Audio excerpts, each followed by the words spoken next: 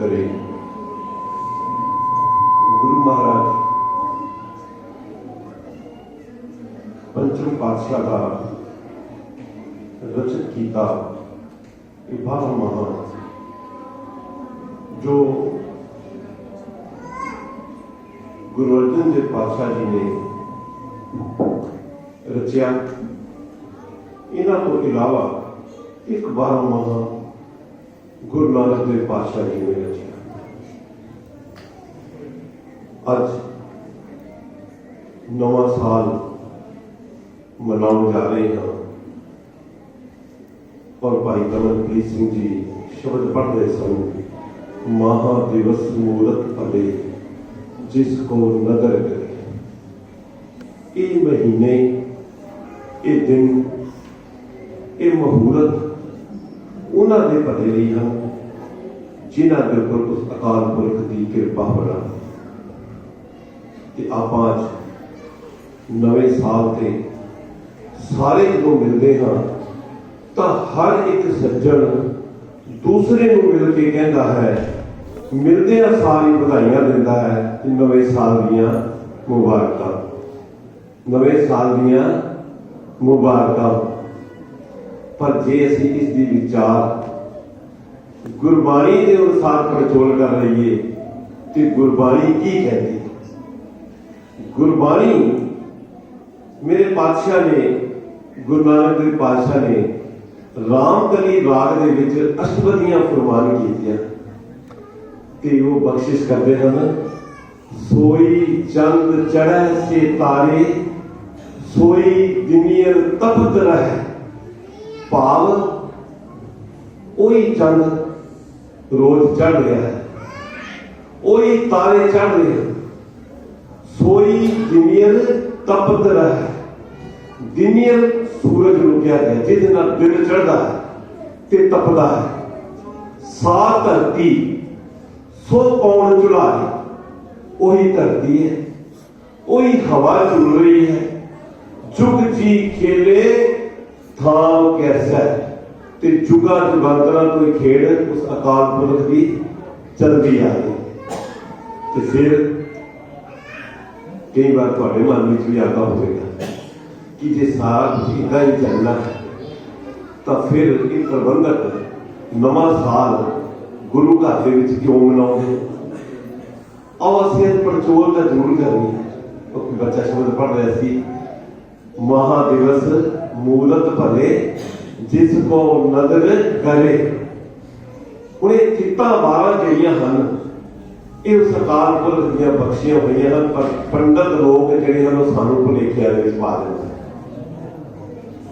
इन्हां चित्तां दे नाम ते पंडितां वल्लों फैलाई गई अज्ञानता नूं लैके ही उन्हां नूं रोकण लई श्री गुरु ग्रंथ साहिब महाराज दे अंदर गुरु साहिबान ने 3 बाणियां दर्ज कीतियां। पहली भगत कबीर जी की बख्शिश की है। गुरु अर्जन देव पातशाह जी की कित्ती गौड़ी रात मेरिया भैन जो भी सुखमनी साहब जी की लड़ियां चलती हैं तो उस तो बाद कित्ती गौड़ी वो जरूर पढ़ती। कई बार अखंड पाठ साहब जी की संपूर्णता होती है, कई सज्जन इस गल से नाराज हो जाते हैं कि कित्ती गौड़ी हो जरूर पढ़ो। कि गुरु नानक देव पातशाह जी ने बिलावल राग के विचार चित्ता के बारे बाणी सानू बख्शिश की। पर अफसोस होता है कि मेरिया भैना मेरे वीर असी जदों सुखमनी साहिब जी का पाठ का संपूर्णता करते हैं तो बाद कहते कि चित्ती गौड़ी पा ली है, पर चित्ती गौड़ी का सानू मतलब ही नहीं पता। पर यही परेशानी का कारण है। बाणी पढ़नी कोई गुनाह नहीं, बाणी पढ़ के उसनू विचारना, उसनू मन लेना, बस यही अकाल पुरख ने सानू बख्शिश की है। गुरु साहिबाना ने जी बाणी की बख्शिश की है ना, बस इस ही सब तो गुरु महाराज तो बाणी बख्शिश करते हैं कि चित्ता के बारे तो असी कुछ भी नहीं जानते कि आप फिर किवें चानना पा सकते।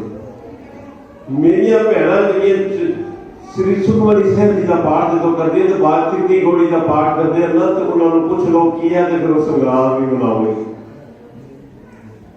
वो मसिया भी मनाओगे। ਉਹ ਦਸਵੀਂ ਵੀ ਮਨਾਉਣਗੀਆਂ, ਉਹ ਪੰਚਮੀ ਵੀ ਮਨਾਉਣਗੀਆਂ, ਹੋਰ ਵੀ ਜਿਹੜੇ ਦਿਨ ਆਉਣਗੇ ਉਹ ਸਾਰਾ ਕੁਝ ਮਨਾਉਣਗੀਆਂ। ਪਰ ਕਿੱਤਾ ਵਾਰੀ ਕਿੱਤੀ ਗੋਲੀ ਮਾਰ ਪੜ੍ਹਨੀ ਆਪਾਂ ਨੂੰ ਉਹਦੇ ਬਾਰੇ ਮਤਲਬ ਹੀ ਨਹੀਂ ਪਤਾ। ਆਓ ਹੁਣ ਸਾਡੇ ਅੰਦਰ ਕਮੀ ਕੀ ਹੈ?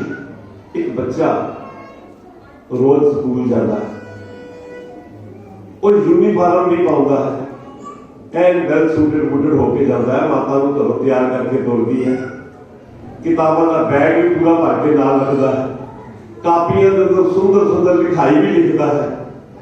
ਤੇ ਸਕੂਲਾਂ ਦੇ ਕਾਲਜਾਂ ਦੇ ਵਿੱਚ ਰਿਵਾਜ ਹੁੰਦਾ ਹੈ ਕਿ ਜਿਹਦੇ ਲੈਕਚਰ ਘੱਟ ਜਾਣ ਉਹਨੂੰ ਇਮਤਿਹਾਨ 'ਚ ਨਹੀਂ ਬੈਠਣ ਦਿੱਤਾ ਜਾਂਦਾ, ਉਹ ਬੱਚਾ ਸਕੂਲ ਵੀ ਭੁੱਲਾ ਜਾਂਦਾ, ਕੋਈ ਦਿਨ ਮਿਸ ਨਹੀਂ ਕਰਦਾ। ਤੇ ਜਦੋਂ ਅੰਤ ਨਤੀਜਾ ਹੁੰਦਾ ਹੈ ਸਾਲ ਦਾ, ਉਹ ਬੱਚਾ ਫੇਲ ਹੋ ਜਾਂਦਾ। ਹੁਣ ਤੁਹਾਡੇ ਮਨ ਦੇ ਵਿੱਚ ਇਹ ਗੱਲ ਆਏਗੀ ਵੀ ਬੱਚਾ ਕਿਉਂ ਫੇਲ ਹੋਇਆ? ਮਾਤਾ ਪਿਤਾ ਇਸ ਗੱਲ ਦਾ ਕਰਨਗੇ, ਮੇਰਾ ਬੱਚਾ ਤਾਂ ਰੋਜ਼ ਸਕੂਲ ਜਾਂਦਾ ਹੈ, ਉਹ ਡਰੈਸ ਵੀ ਪਾ ਕੇ ਜਾਂਦਾ ਹੈ, ਉਹਨੂੰ ਜੁਰਮਾਨਾ ਵੀ ਕੋਈ ਨਹੀਂ ਲੱਗਿਆ, ਸਭ ਕੁਝ ਠੀਕ ਹੈ, ਉਹ ਟੀਚਰਾਂ ਦਾ ਸਤਿਕਾਰ ਵੀ ਕਰਦਾ ਹੈ, ਮਾਂ ਪਿਓ ਨੂੰ ਮੱਥਾ ਟੇਕਦਾ ਹੈ। ਪਰ ਕਮੀ ਕਿੱਥੇ ਰਹਿ ਗਈ? ਕਮੀ ਰਹਿ ਗਈ ਪਿਆਰਿਓ, ਕਮੀ ਰਹਿ ਗਈ ਉਸਨੇ ਜਿਹੜਾ ਟੀਚਰ ਨੇ ਪੜ੍ਹਾਇਆ ਨਾ, ਉਹਨੇ ਉਹਨੂੰ ਧਿਆਨ ਨਾਲ ਸੁਣਿਆ ਨਹੀਂ, ਉਹਨੂੰ ਸੁਣ ਕੇ ਉਹਨੂੰ ਮਨ ਦੇ ਵਿੱਚ ਫਿਰ ਵਿਚਾਰਿਆ ਨਹੀਂ, ਤੇ ਵਿਚਾਰ ਕੇ ਉਹਦੇ ਉੱਪਰ ਅਮਲ ਨਹੀਂ ਕੀਤਾ। ਬਸ ਆਈ ਉਹ ਕਮੀ ਰਹਿ ਗਈ। ਇਹੀ ਕਮੀ ਸਾਡੇ ਆਪਣੇ ਅੰਦਰ ਸਾਨੂੰ ਮਹਿਸੂਸ ਹੈ, ਜਿਵੇਂ ਆਪਣੇ ਅੰਦਰ ਝਾਤ ਮਾਰੀ। ਗੁਰੂ ਨਾਨਕ ਦੇਵ ਪਾਤਸ਼ਾਹ ਨੇ ਇੱਕ ਓਂਕਾਰ ਤੋਂ ਬਾਣੀ ਆਰੰਭ ਕੀਤੀ। ਤੇ ਇੱਕ ਗੱਲ ਦਾ ਧਿਆਨ ਰੱਖਿਓ, ਅੱਗੇ ਵੀ ਕਈ ਵਾਰ ਦਾਸ ਨੇ ਵਿਚਾਰ ਕਰਦੇ ਸਾਨੂੰ ਕਰਕੇ ਗੁਰੂ ਨਾਨਕ ਪਾਤਸ਼ਾਹ ਨੇ ਇੱਕ ਸ਼ਬਦ ਜਿਹੜਾ ਹੈ ਉਹ ਨੂਮੈਰੀਕਲ ਦੀ ਬਖਸ਼ਿਸ਼ ਕੀਤੀ ਹੈ, ਜਿਹਦੀ ਸਾਰੇ ਸੰਸਾਰ ਦੇ ਅੰਦਰ ਇੱਕ ਵੈਲਿਊ ਹੈ, ਨੂਮੈਰੀਕਲ ਤੋਂ ਚੇਂਜ ਨਹੀਂ ਹੋ ਸਕਦੀ। ਜੇ ਈੜੀ ਨੂੰ ਸਿਹਾਰੀ ਉੱਪਰ ਅਦਬ ਤੇ ਕੱਕਾ ਲਿਖ ਦਿੰਦੇ, ਈੜੀ ਨੂੰ ਸਿਹਾਰੀ ਕੱਕੇ ਨੂੰ ਸਿਹਾਰੀ ਲਿਖ ਦਿੰਦੇ, ਤਿੰਨ ਤਰ੍ਹਾਂ ਦੇ ਨਾਲ ਇੱਕ ਬਾਣੀ ਦੇ ਵਿੱਚ ਆਇਆ, ਜੇ ਲਿਖ ਦਿੰਦੇ ਤੇ ਤਿੰਨਾਂ ਦੇ ਅਰਥਾਂ ਦੇ ਵਿੱਚ ਅੰਦਰ ਆ ਜਾਣਾ ਸੀ। ਤੇ ਸਾਡੇ ਸਿੱਖਾਂ ਨੇ ਕਹਿਣਾ ਸੀ ਗੁਰੂ ਨਾਨਕ ਪਾਤਸ਼ਾਹ ਨੇ ਤੇ ਸਾਨੂੰ ਇਹ ਬਖਸ਼ਿਸ਼ ਕੀਤਾ ਹੈ, ਤੇ ਉਹ ਮੇਰੇ ਸੱਚੇ ਪਾਤਸ਼ਾਹ ਇਸ ਗੱਲ ਨੂੰ ਜਾਣਦੇ ਸਨ ਕਿ ਸਾਡੀ ਕੰਟਰੋਵਰਸੀ ਹੋ ਸਕਦੀ ਹੈ, ਤੇ ਉਹਨਾਂ ਨੇ ਇੱਕ ਨੂਮੈਰੀਕਲ ਬਖਸ਼ਿਸ਼ ਕਰ ਦਿੱਤਾ। ਹੁਣ ਅਸੀਂ ਉਸ ਇੱਕ ਨੂੰ ਨਹੀਂ ਪਹਿਚਾਣ ਸਕਦੇ। ਉਸ ਤੋਂ ਬਾਅਦ 7 ਪੌੜੀਆਂ ਪਹਿਲੀਆਂ ਜਿਹੜੀਆਂ ਚੱਲਦੀਆਂ ਨੇ ਉਹ ਸਚਿਆਰ ਦੀਆਂ ਚੱਲਦੀਆਂ ਨੇ। ਗੁਰੂ ਨਾਨਕ ਪਾਤਸ਼ਾਹ ਨੇ ਸਚਿਆਰ ਦੀਆਂ ਪੌੜੀਆਂ ਦੱਸੀ, ਸਚਿਆਰ ਕਿਵੇਂ ਬਣੇ।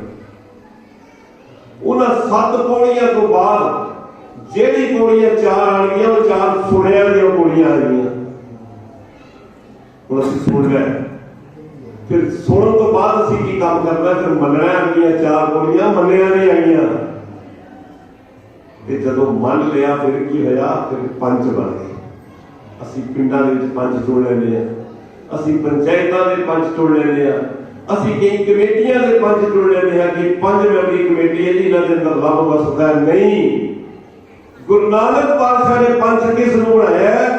ਗੁਰੂ ਨਾਨਕ ਪਾਤਸ਼ਾਹ ਨੇ ਪੰਜ ਬਣਾਇਆ ਇੱਕ, ਸਭ ਤੋਂ ਪਹਿਲਾਂ ਜਿਹੜਾ ਇੱਕ ਦੇ ਵਿੱਚ ਪੂਰਨ ਭਰੋਸਾ ਰੱਖਦਾ ਹੈ ਉਹ ਹੈ। ਉਸ ਤੋਂ ਦੂਜੇ ਨੰਬਰ ਤੇ ਗਾਵੀਐ ਸੁਣੀਐ ਮਨ ਰੱਖੀਐ ਭਾਉ।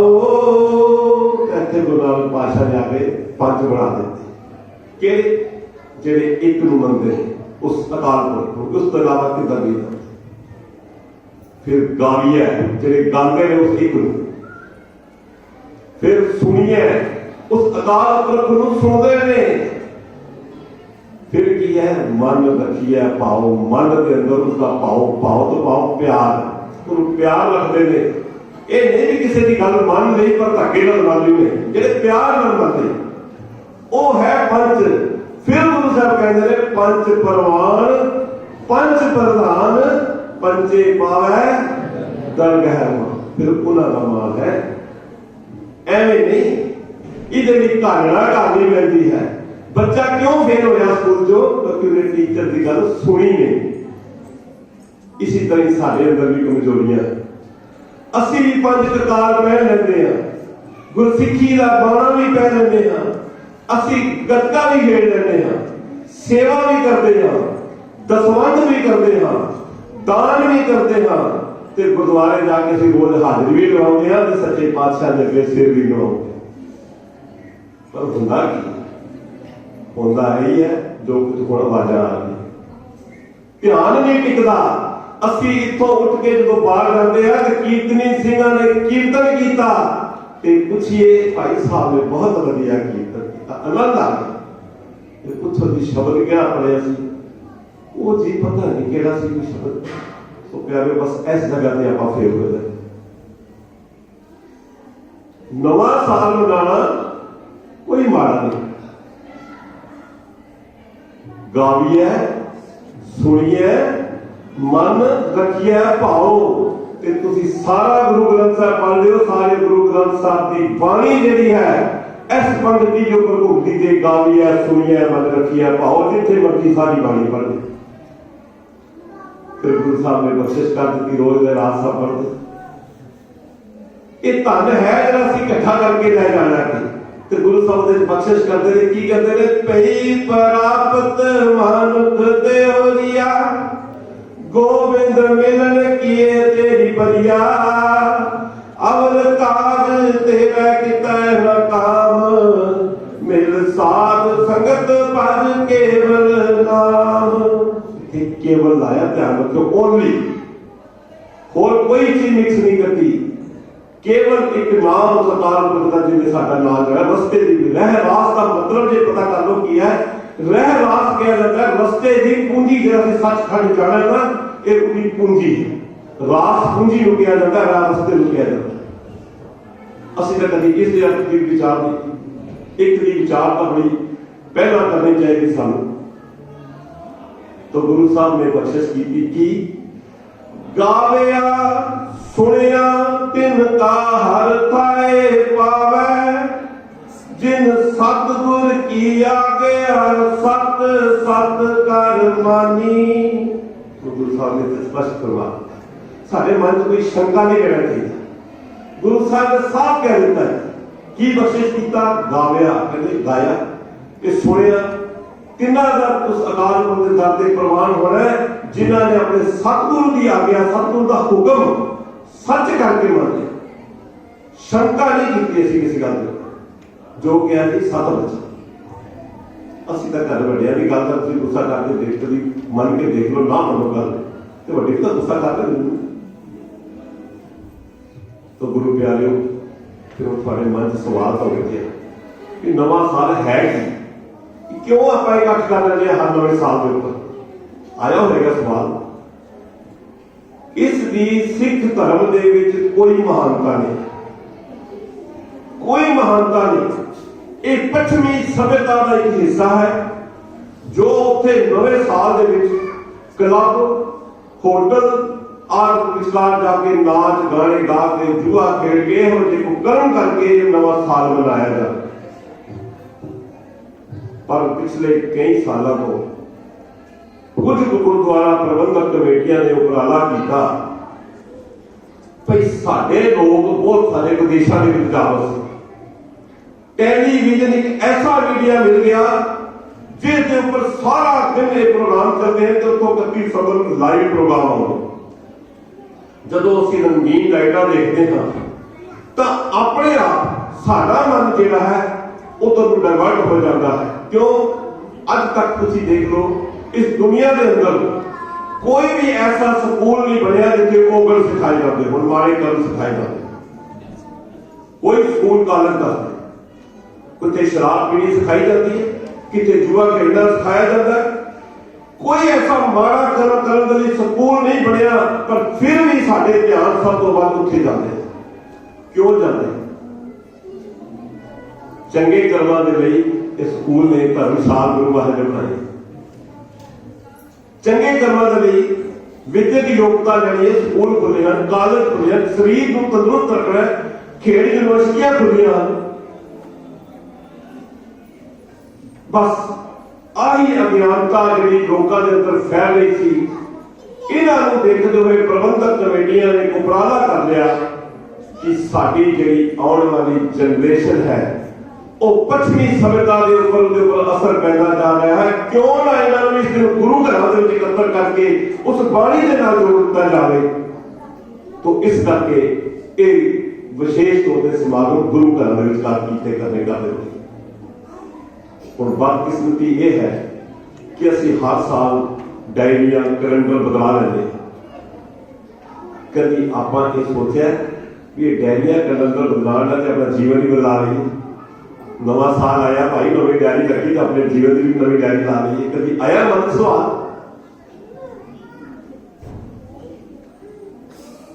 तो क्लबां होटलां नशियां दे विचकार बचाउण लई गुरुद्वारा साहिब दे समागम कीते गए कि जीवन के अंदर तब्दीली आ रही है। असल में नवा साल उस दिन ही साडे लई चढ़ना जिस दिन असीं आप अपना जीवन बदला लवांगे। नहीं तो सानू नवीं डायरिया कैलेंडर छपाउण की फिर लोड़ नहीं पैनी। हुण होएगा किवें? होएगा किवें? सब तो पहला अज जो साल बीतण जा रहे हैं ना कि आप गुरु घर के जो दाखिल होए तो सब तो पहला आप इस साल जो माड़े कर्म किए ने उहदे आके सच्चे पातशाह के कोलों माफी मांग लीए। सच्चे पातशाह मेरे को साथ बड़ी गलत काम हो गई, मैंने तो माफी दे दो। पहला तो माफी मांग ली। फिर दूजा कर्म है प्रण लै लीए। सच्चे पातशाह हुण तुसीं हुक्म करो ते मैं तुहाडे मुताबिक चलां। तीजा कर्म की है?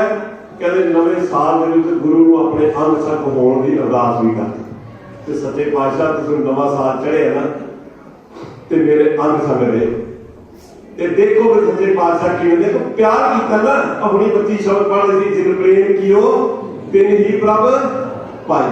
पढ़ रही थी ना बच्ची शब्द। एक गुरु गोबिंद सिंह पातशाह ने तब प्रसाद सवैये बड़िए बाबा ला के किया। जिन्होंने प्रेम किया उन्होंने सरकार पर पा लिया तो दुनिया की हर चीज की कुछ म्याद होगी। आप बाणी पढ़ते हैं दिन रब चले निस सच चले तारका रख पलोए मुकाम ओही एक है नानका सच भुगोए। मुकाम किहनूं कहते हैं? जेड़ा सदा कायम रहेगा। गुरु नानक पातशाह कौन है? कहते एक कौन है? आद सच जुगाद सच है भी सच नानक होसी भी सच। जिहड़ा जुगा जुगा होसी ये साल तो फिर पुराने हो जाएंगे तो नवा कौन लेना है? ते पातशाह फरमाते ने साहिब मेरा नीत नवा सदा सदा दातार अन दिन साहिब सेवी है अंत छड़ाए सोए सुन सुन मेरी कामनी पार उतारा होए। तो आओ प्यारियो ये समा जिहड़ा बीत रहा है ये किसी का मित्र नहीं बनता। समय को कभी समा सोना भी नहीं है। समा अपनी मंजिल से चली जा रहा है और साडा सफर जिहड़ा है कितना पिया सी ये देखना है। अपनी मंजिल के प्रति सचेत हो जाइए तो समा सदा ही जागता रहेगा। जे असी अपने श्वास किसी लेखे ला लीए उस अकाल पुरख से जुड़ के अपना गम गम सदा संभालता तो बच्चा इस छोटे 2 मिनट 4 मिनट शब्द श्रवण कराएगा तो सानू उस शब्द के मुताबिक अपने जीवन में ढाल लीए। गम गम सदा संभालता गम ना बिरथा जाए। सो आओ मेरे प्यारियो ये नवा साल ताई हो सकता है जैसी अपना क्योंकि जेड़ा पास्ट है वो भी लंबा है लंघ गया ते जेड़ा फ्यूचर है वो भी बहुत लंबा है। वर्तमान सिर्फ स्किन टच होता है।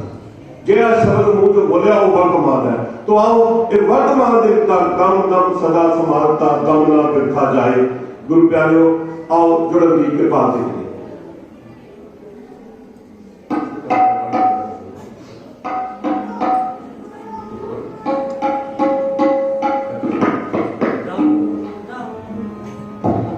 सदा समाल जा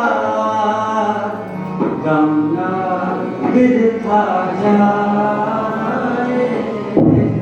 गम गम सदा समाल जा गम न बिरथा जाए। गम न